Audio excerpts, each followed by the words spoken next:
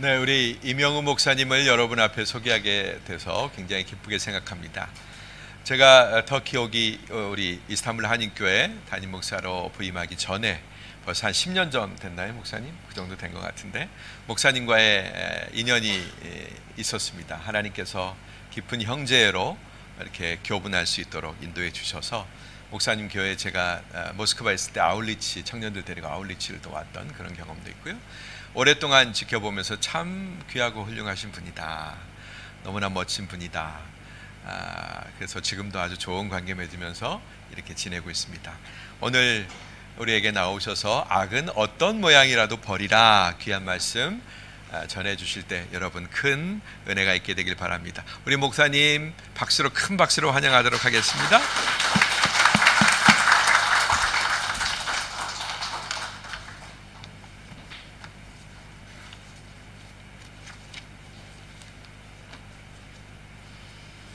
할렐루야.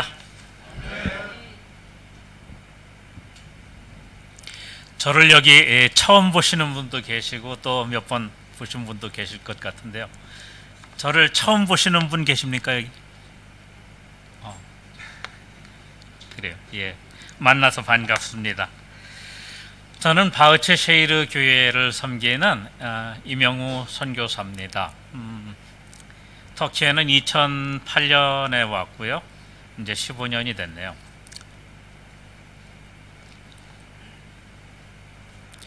터키 선교하기 참 힘든 나라지요.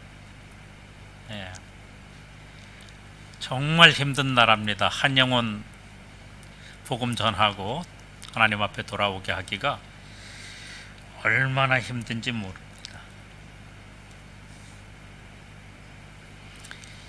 예전에 제가 평신도 출신이거든요. 그러니까 집사, 안수 집사 이 과정을 다 거치고 여기는 목장이라고 그러죠. 저희 그 교회에서는 구역장이라고 당시에 그랬는데 그런 과정을 거치면서 나중에 또 터키에 나오게 되었습니다. 그래서 어떤 면에서는 여러분들에게 더 가까이 또 현실적으로 다가갈 수 있는 그런 사람이라고 저는 생각해요. 왜냐하면 여러분들이 거치시는 그 평신도 과정을 제가 다 거치지 않았습니까? 그러다가 이제 선교사가 되고 목사가 되었기 때문에 양쪽을 제가 두루 섭렵한 사람입니다. 터키에 이렇게 힘들게 선교 사역을 이어가면서 과거에 제가 평신도 때 목사님 속을 참 많이 썩였던 사람이거든요. 비본질적인 걸 가지고 마치 그게 옳은 것이냐 목사님한테 맞서기도 하고 귀찮게 굴기도 하고 지금 지나서 보면은 참 후회스러운데 뭘 모르고 그랬던 거죠. 근데 그 당시에는 제가 맞는 줄 알았어요. 그때 목사님한테 대들어서 이렇게 힘든 나라에 와서 사역을 하나 그런 생각도 많이 합니다. 오늘 말씀을 전하고 또 들을 때에 하나님께서 놀라운 은혜로 함께하여 주셔서 듣는 자와 전하는 자가 주 안에서 복을 누리는 시간이 되기를 진심으로 소망합니다. 특별한 건 제가 전할 게 없어요. 만약에 설교도 멋지게 잘하고 은혜를 엄청 끼치고 그런 강사님을 원하셨다면 오늘 잘못 초대를 하신 거고요. 그냥 다 아는 얘기, 경험했던 것, 그거를 다시 한번 리마인드 할 수 있는 그런 시간이 여러분들께 필요하다면 괜찮은 강사를 섭외했다고 감히 말씀드릴 수가 있겠습니다. 한 4개월쯤 전인가요? 이스라엘을 여행할 기회가 있었습니다. 갈릴리 호수를 너무나 가고 싶었어요. 어렸을 때 예수님께서 말씀으로 풍랑아 잔잔하라 꾸짖으셨을 때 말씀에 순종했던 그 역사의 현장, 제가 좋아하는 심령이 가난한 자는 복이 있나니 천국이 저희의 것이며 산상수훈을 설파하신 그 역사의 현장을 가보고 싶었죠. 베드로가 우리 주님 예수 그리스도의 무릎에 엎드려서 주여 나를 떠나소서 나는 죄인이로소이다 하고 신앙 고백을 했던 그 역사의 현장을 눈으로 꼭 보고 싶었습니다. 그 역사의 현장을 방문하게 됐을 때 첫 번째 제가 뭐 한 줄 아십니까? 호숫가에 싹 걸어 내려가 가지고요, 물을 이만큼 손에 움켜 쥐고, 갈릴리 호수가 성경에 바다라고 나와 있는데 이 물이 과연 짠가 안 짠가 그거 먼저 제가 테스트 해봤습니다. 맛이 어땠을 것 같아요? 맹탱이더라고요. 민물 호수였습니다. 근데 이제 주위에 마치 그 분지처럼 그런 그 형상을 띠고 있어서 광풍도 일어나고 파도도 꽤 높은 그런 지역이라고 그렇게 설명해 주시더라고요. 제가 그 갈릴리 호수에 갔을 때 이스라엘, 이집트, 요르단을 방문하면서 가장 감명 깊었던 곳이 갈릴리 호수였고, 베드로가 회심을 했던 그 역사의 현장에서 저 또한 기도를 하고 한참을 엎드려서 과연 오늘의 내 모습은 하나님이 기뻐하시는 모습인가 하는 그런 생각을 많이 했었습니다. 베드로가 회심했던 그 역사의 현장에서 같은 심정으로 제가 기도를 하는데 저도 모르게 눈물이 하염없이 흘러나오더라고요.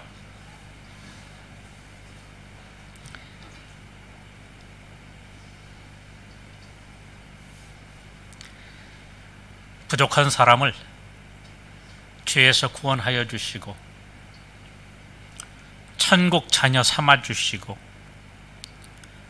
또 터키에 선교사로 나와서 섬기게 하여 주시고 하루하루 주의 은혜 가운데에 복을 누리며 사는 것이 너무나 감사했습니다. 근데 사실 그때 제가 정말 너무 힘들었거든요. 팬데믹이 막 끝나고 교우들도 많이 어려워서 떠나고, 여러분들 아시다시피 터키 경제가 얼마나 어렵습니까? 유럽 쪽으로 떠난 가정도 있고, 그래서 정말 힘들었었어요. 한 가정 남아 있었습니다. 이 사역을 과연 계속 해야 될지 아니면 접고 한국에라도 들어가서 다른 삶을 시작해야 되는지 마음에는 접고 돌아가고 싶었었어요. 기도하는데 그렇게 눈물이 나더라고요. 어디에서 들으니까 나이 먹어서 그래도 삶을 괜찮게 유지할 수 있는 비결 중에 하나라고 하면서 희망의 끈을 놓지 않아야 된다고 그런 그 말을 제가 읽었어요. 나이가 이제 70이 다 돼 가는데 희망의 끈을 놓지 않으려면 뭐가 있을까 생각하다가, 만약에 한국에 가서 살게 되면 옛날에 낚시도 좋아하고 했으니까 어디 어촌 같은 데 가서 고기를 잡으면서 거기에 희망을 붙이고 살면 희망의 끈을 놓치지 않고 조금 활기 있게 살 수 있지 않을까? 또 아내는 그 텃밭 가꾸고 하는 걸 좋아하니까 그런 시골 집을 하나 얻게 되면 그렇게 해서 살면 그래도 말년이 조금 지루하지 않지 않을까? 이런 생각을 했었습니다. 기도하는 가운데에, 갈릴리 호수에서 엎드려서 기도하는 가운데 하나님이 제게 제 마음을 만져주셨어요. 갑자기 제 마음속에 야, 이 미친놈아, 희망의 끈이 고작 낚시질이고 고작 텃밭 가꾸는 거냐? 여기 하나님의 백성들이 죽어가고 있는데 단 한 가정이라도 예수를 믿겠다고 교회에 찾아오는데 버려두고 한국에 돌아갈 셈이냐, 이런 메시지를 저에게 주시더라고요. 하염없이 울었습니다, 제가. 그리고 주님, 제가 잘못했습니다. 제 도움이 필요로 하는 한 제가 힘 닿는 데까지 주님 맡겨주신 사역 감당하겠습니다 하고 기도를 했습니다. 제가 오늘 여러분들께 전해드리고 싶은 말씀은요, 특별한 거 없어요.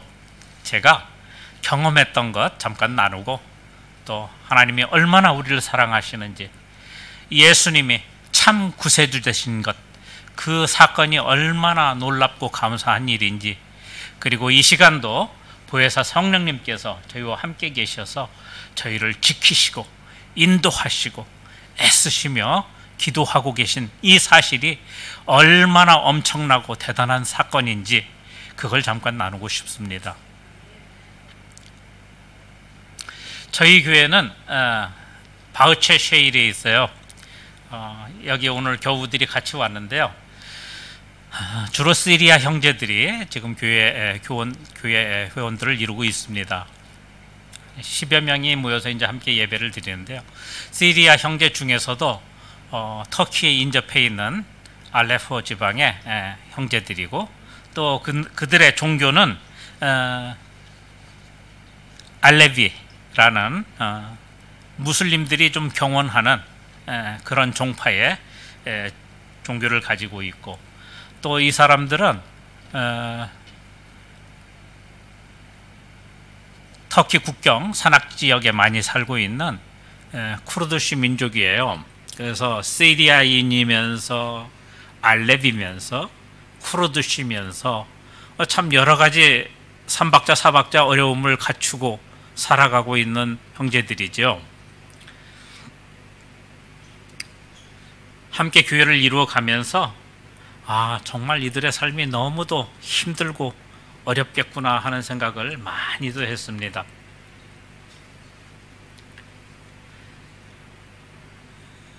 그러나 감사한 것은 이들 중에도 또 하나님의 놀라운 은혜의 장중에 붙잡혀서 어린 13살 먹은 청년은 훗날 자기가 목사님이 되고 싶다는 그런 고백을 하더라고요. 여러분, 우리 르즈가르, 여기 지금 저희 리브가 옆에 앉아 있는데 장래 목사가 되고 싶은 소망을 가지고 있는 어린 영혼입니다. 꼭 위에서 기도해 주시기 바랍니다. 본문 말씀으로 들어가죠. 오늘의 본문 말씀, 제가 제목을 악은 어떤 모양이라도 버리라 하고 뽑았는데, 믿는 우리 믿음의 사람들에게 정말 필요한 말이 저 말씀이 아닌가 하는 생각을 해봅니다. 16절 말씀에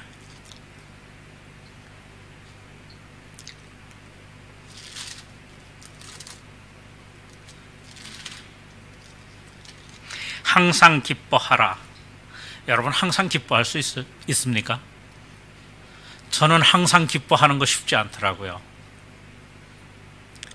항상 기뻐하는 게 참, 이 말은 쉬운데 사실 해보면은 그렇게 쉽지 않은 게 바로 이 말씀인 것 같습니다. 그럼 과연 헛소리를 해놓지도 않았을 텐데 어떻게 하면 항상 기뻐할 수 있을까? 깊이 생각해 봤더니 딱 한 가지가 답이 나오더라고요. 죽을 수밖에 없는 이 형편없는 죄인을 구원해 주신 구원의 감격, 구원의 기쁨, 그 기쁨을 생각할 때에 항상 기뻐할 수 있겠더라고요. 아멘, 아멘. 예. 쉬지 말고 기도하라. 이 말씀은 어떤 뜻을 내포하고 있을까요? 기도한다는 것은 성도가 하나님과 소통하는 것이죠. 예, 맞습니다. 또 기도하는 것은 하나님께 능력을 받는 시간이기도 합니다. 예. 예수님의 제자들이 귀신 들린 아이를 축사해서 내쫓으려고 귀신을 노력했지만 실패했어요. 그 아기 아빠가 예수님 앞에 아이를 데려와서 할 수 있거든 고쳐달라고 할 때 예수님께서 할 수 있거든이 무슨 말이냐, 믿는 자에겐 능치 못함이 없다 말씀하시면서 귀신을 내쫓아 주셨죠. 후에 제자들이 어떻게 선생님은 내쫓고 우리는 못 쫓았습니까? 하니까 예수님께서 주신 답변이 기도 외에는 이런 유가 나갈 수 없느니라 하셨지요. 예, 아멘. 기도는 그러면 하나님께 우리가 능력을 받는 시간인 것이지요. 18절에 범사에 감사하라. 이것이 그리스도 예수 안에서 너희를 향하신 하나님의 뜻이니라. 범사, 모든 일을 의미합니다. 모든 일.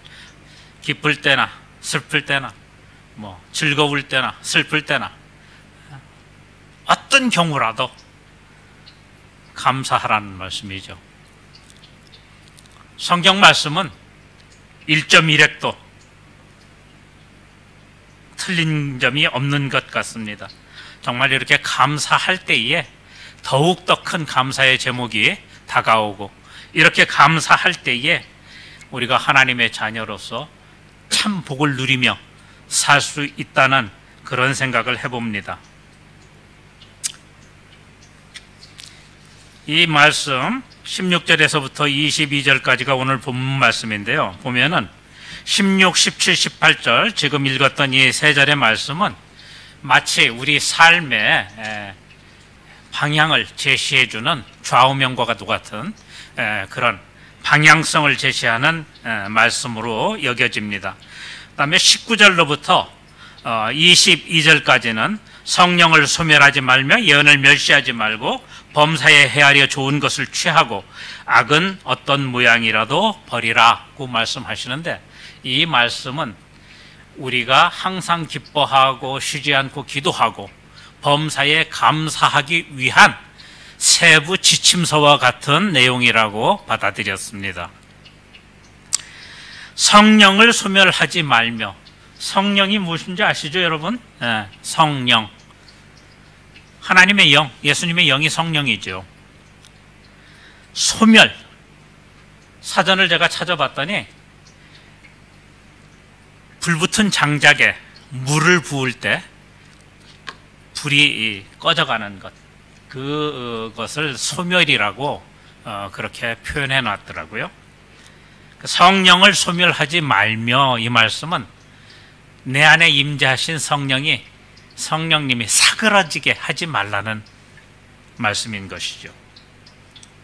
예언을 멸시하지 말고, 여러분 예언이 뭡니까? 과거에 하나님께서 아브라함에게 오셔서 하늘의 별들을 보게 하시고 바닷가의 모래를 보게 하시면서 내 자손이 이와 같이 편만할지라고 말씀하셨는데, 그때 하나님이 직접 오셔서 해주신 말씀, 장차 되어질 일, 예언이죠 이게. 장차 되어질 일을 예언이라고 합니다. 하나님께서 직접 오셔서 말씀하신 경우도 있고, 주의 사자를 보내셔서 제시하신 적도 있고, 또 꿈이나 이런 것 상황에 현몽하여서 예언을 해주신 적도 있지만, 오늘날의 예언은 그런 것과는 거리가 좀 먼 것 같아요. 그렇게 하나님께서 직접 오셔서 말씀해 주시거나 하는 경우는 많지 않은 것 같고, 오히려 주일 예배를 드릴 때에 목사님께서 깊은 성경 말씀을 상고하시면서 하나님의 메시지, 오늘 우리에게 꼭 필요한 그 말씀을 풀어주시고 제시해 주실 때, 오늘날의 하나님의 예언은 이렇게 저희들에게 다가오지 않나 생각해 봅니다. 예언을 멸시하지 말라고 성경은 말씀하고 있습니다. 범사에 헤아려 좋은 것을 취하고, 악은 어떤 모양이라도 버리라, 같은 그 맥락의 말씀이라고 생각이 드는데요. 요즘에는 TV 드라마나 영화를 봐도 얼마나 그렇게 잔인하고 세태가 악해졌는지 정말 어떨 때는 그 봤던 영상에 그 잔상이 남아서 개운치 못한 그런 경험도 최근에는 많이 해봤습니다. 요즘 세상을 가리켜서 말세라고 그러죠. 정말 말세가 다가왔다는 생각이 많이 듭니다. 21절 22절에 범사에 헤아려 좋은 것을 취하고 악은 어떤 모양이라도 버리라고 말씀하셨는데 정말 성도가 가야 할 길이 이런 길이 아닌가 하고 생각해 보았습니다. 악을 멀리 하시기를 우리 주님 예수 그리스도의 이름으로 축원합니다. 좋은 것은 가까이 하시고, 좋은 것을 이제 가까이 한다는 게 우리가 일상을 살면서 예를 들어서 저기 가서 저 사람을 좀 도와주면 좋겠는데 하나님이 기뻐하실 것 같은데 몸은 피곤하잖아요. 그래도 하나님이 기뻐하실 것 같으면 지체하지 말고 행하라는 말씀이지요. 사과가 2개 있는데 친구에게 하나 줘야 되는데 더 빨갛고 탐스럽고 맛있어 보이는 사과는 친구 주고 조금 못한 건 내가 갖는 것. 그게 하나님이 원하시는 거면 지체 없이 그렇게 살아야 되지 않겠습니까? 그게 믿음을 가진 자녀들의 나아갈 길이라고 생각합니다. 우리 주님 예수 그리스도께서는 악에 대해서 아주 경계의 말씀을 많이 하셨는데요.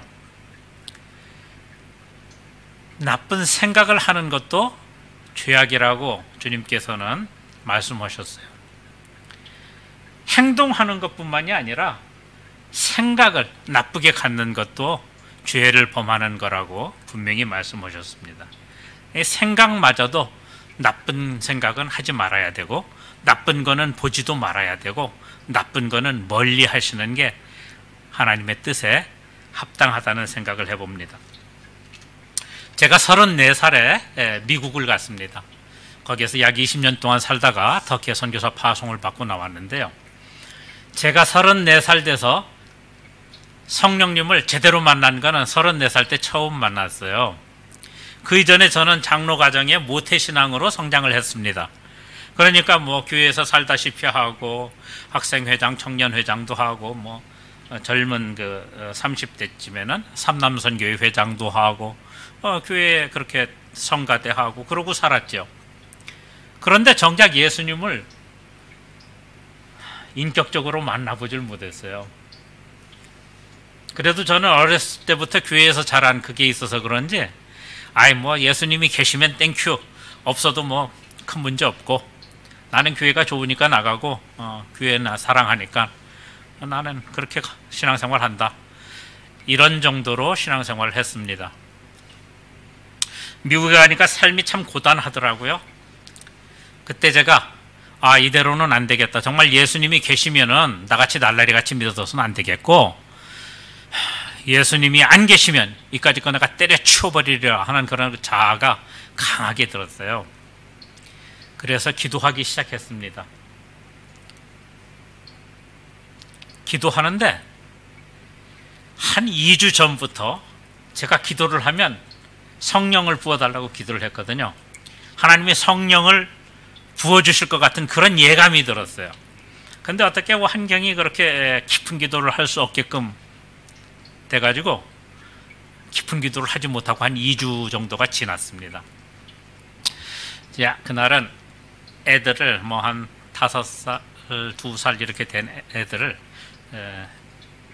프리스쿨에서 데이케어 센터에서 데려와가지고 목욕탕에다 물을 받아놓고 너희들 여기서 놀아. 그러고는 제가 침대에 맡에 딱 무릎 꿇고 맨 바닥에 무릎을 꿇고 침대 위에 이렇게 두 손을 모으고 기도를 시작하는데, 저도 모르게 왜 그런 기도가 나왔는지 모르겠어요. 저도 모르게 제 입에서 평생 처음으로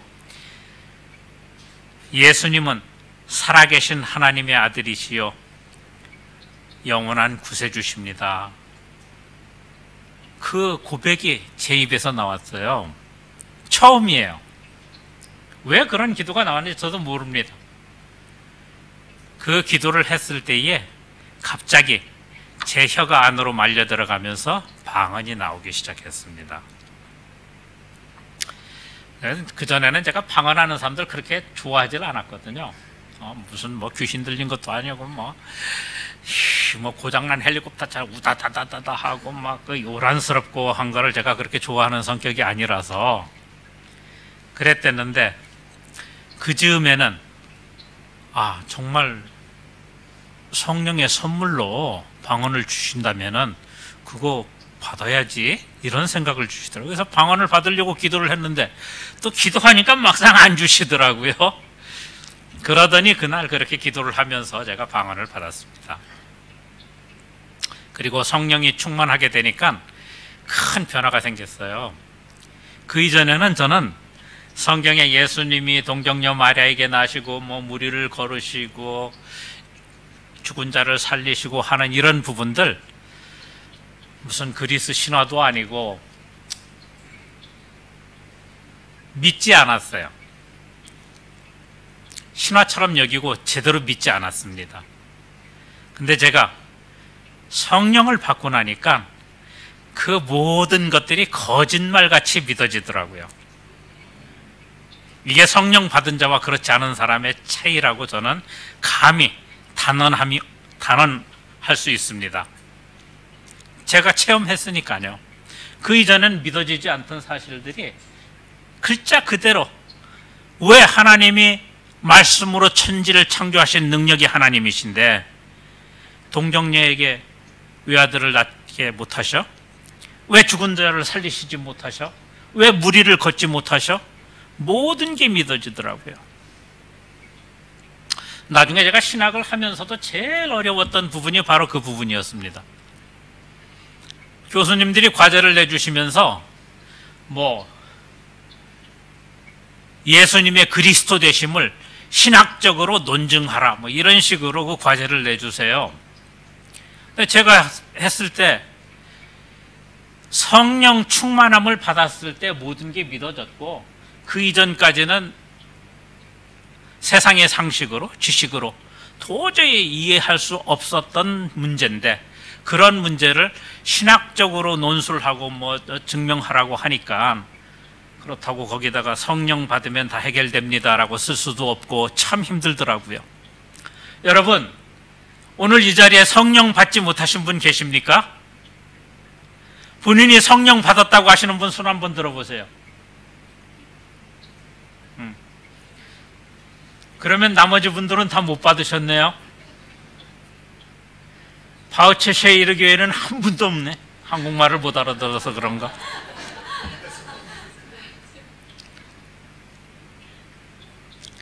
누가복음 11장 한번 같이 찾아와서 읽겠습니다.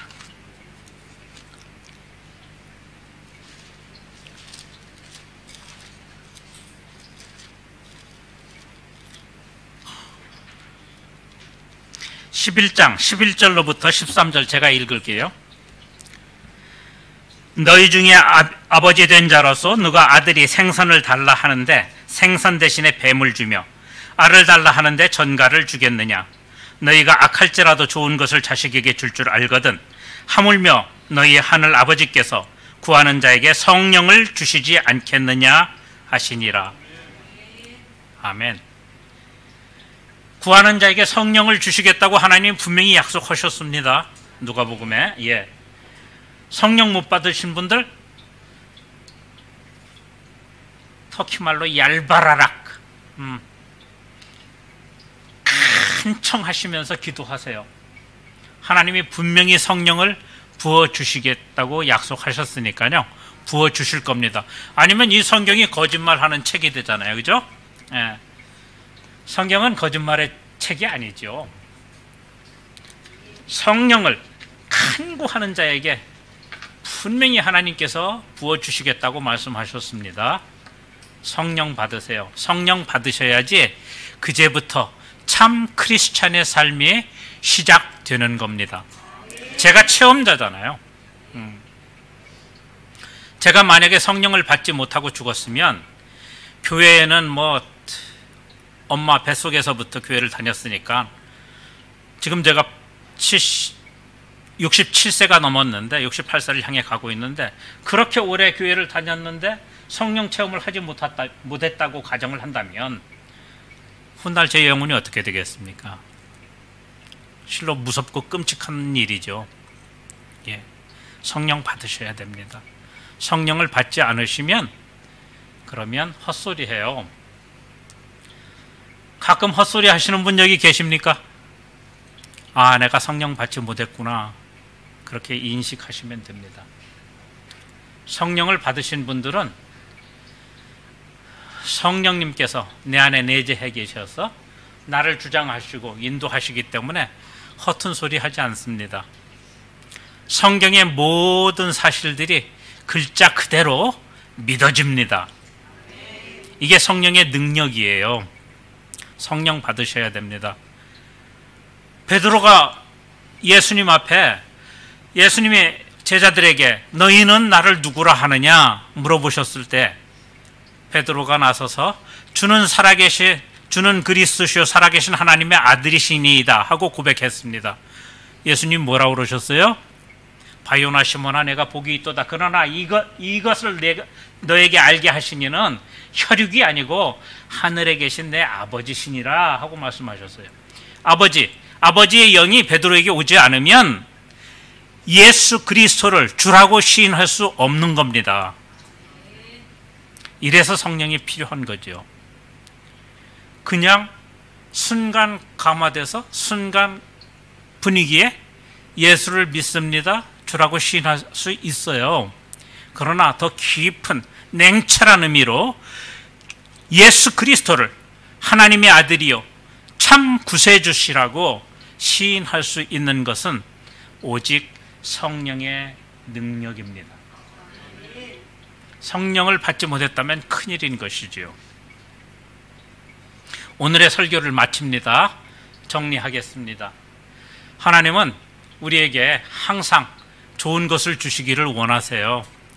하나님의 그 지극하신 사랑, 독생자 외아들을 죽기까지 십자가의 그 고통 속에 내맡겨 주시기까지 저희를 구원하시기 위해서 사랑해 주셨으니까요.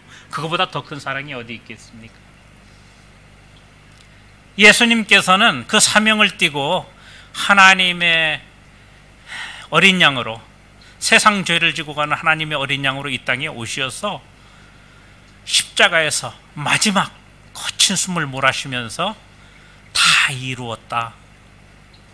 터키 말로는 타맘란드, 다 이루었다. 그 말씀 하시고 운명하셨어요.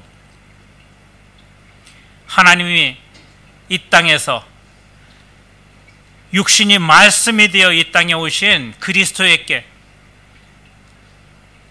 이 일을 꼭 행하고 돌아와라 하고 명령하신 것을 어김없이 준행하셨지요. 그 은혜로 저희가 구원의 영광을 누리는 겁니다. 제가 여러분들께 전해드리고 싶은 말 다른 거 없어요.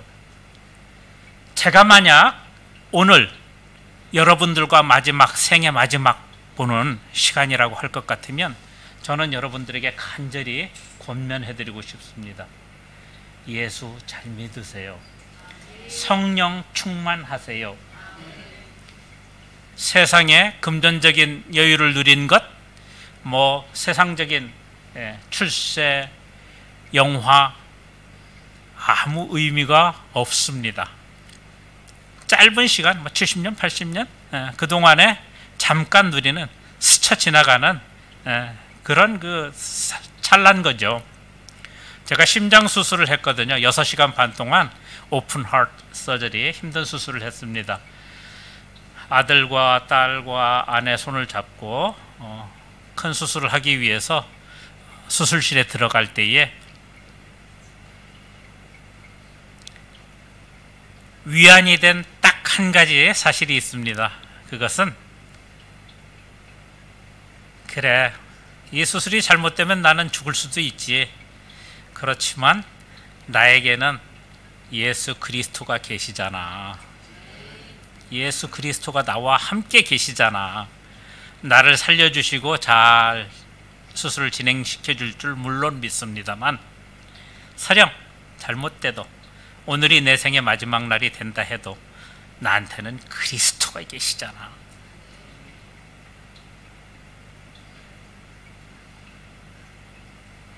제 삶의 최대의 가치인 살아계신 예수 그리스도가 여러분들의 참 구세주시오, 우리를 죄에서 구원해 주신 참 그리스도로 여러분들과 남은 삶을 함께 하시기를 우리 주님 예수 그리스도의 이름으로 축원합니다.